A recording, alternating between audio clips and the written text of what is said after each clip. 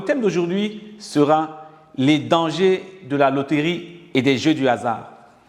Alors, est-il vraiment sage de compter sur la chance pour assurer notre avenir financier? Dans un contexte où les jeux du hasard connaissent une popularité croissante, non seulement en Afrique, mais également dans le monde.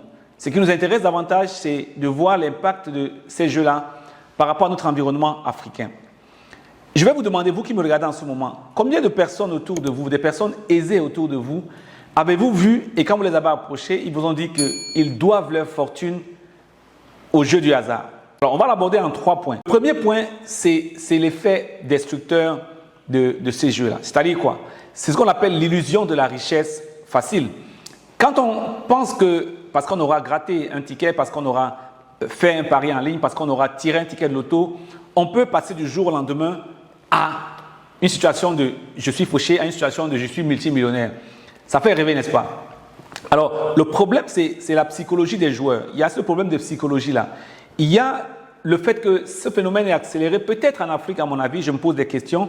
Est-ce que ce n'est pas aussi la poussée, le fait que nous soyons très portés à croire que du jour au lendemain, même si nous sommes croyants, Dieu peut changer notre vie comme ça simplement, par un coup de baguette magique. Chacun attend un peu son miracle. Donc, quand on commence à s'habituer, la psychologie qu'on installe petit à petit, comme on peut voir chez les joueurs, c'est d'attendre d'avoir leur miracle, c'est d'attendre aussi d'être des hommes providentiels, parce qu'on souhaite bien, on aime bien en Afrique voir des personnes qui sont des hommes providentiels, qui viennent changer la trajectoire d'une famille du tout au tout, en un clic, soit parce qu'on a joué, soit par d'autres facteurs, j'allais dire.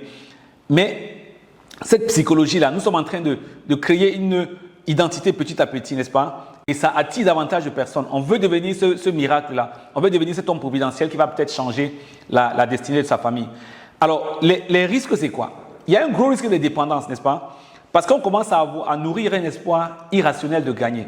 On n'a pas de bases vraiment claires qui nous disent qu'on va gagner. Et d'ailleurs, on le dit souvent à long terme, la somme des gains et des pertes est nulle.